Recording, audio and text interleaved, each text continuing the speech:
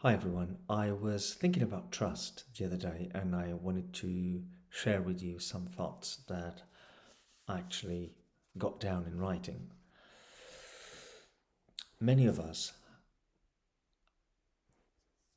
many of us have become somewhat gurus. You see them, us, everywhere. Quotes, pictures, videos, texts, pearls of wisdom many a time, pearls of whatever just as often. As someone told me the other day, pretty much everything has been said. So now, time to practice, to become a little more silent, to resist having to say our piece and sound good as others listen. It's time to exemplify. Here's a pearl, perhaps of wisdom, but certainly of intention.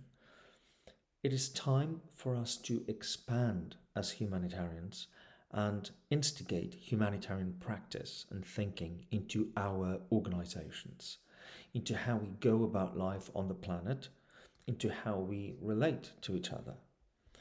We're talking about sustainability, of course, a relational ecology made of people coming together and finding new ways to do so.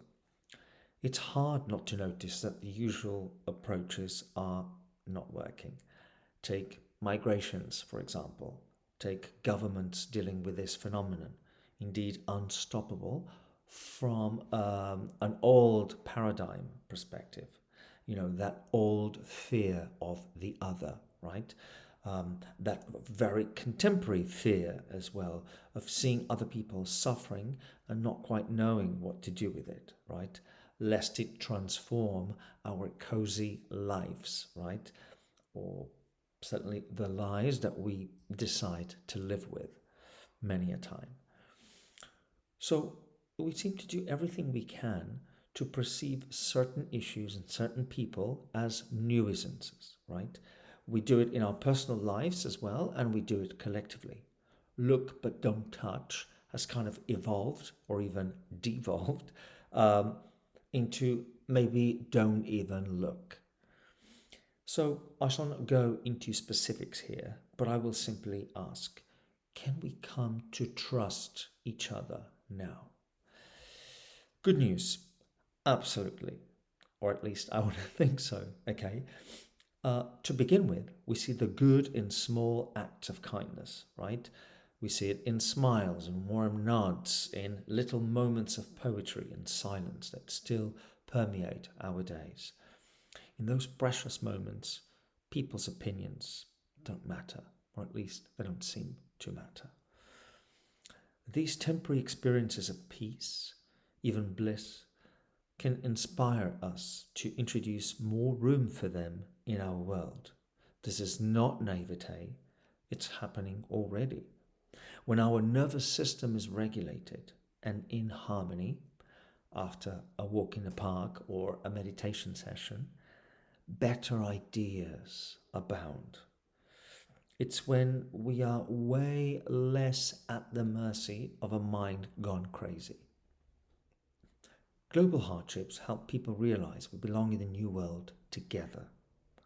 Tribal or us and them thinking might no longer be a viable template. Let those who still believe it is make all the noise they want. It might be just that, noise. Let us not be tempted to identify with such cacophony or pay excessive attention to it. Let it be there. Let us neutralize it with however much compassion we are capable of, whilst placing limits where appropriate. Besides, we humans have an appetite for conflict, but our instinct for repair can be just as strong, if not more. We are negotiative beings. We disconnect from each other, but then we reconnect, which is when we have greater chances of building trust. Sometimes this takes generations, right, to unfold. Same with our spiritual life. We forget about the divine component of our nature, which is to say, we forget who we truly are and subsequently who we can be. disconnected from our essence. We do crazy things to each other. But then there's that small, still voice within, always inviting us to remember. When we do, the light is on and the dark is no more. And we repair and we salvage what we can to the best of our abilities. This is a time to turn on the light, and it's unequivocally a time to not be afraid of the light, least of all the one we have access to in you and in me. There are helpers out there. Let them be us. Let us be them for others. Perhaps start a grassroots movement of our own or something. And who knows, at some point, enough people in the world might start trusting one another enough to actually turn this ship around. Thank you. Just a few thoughts.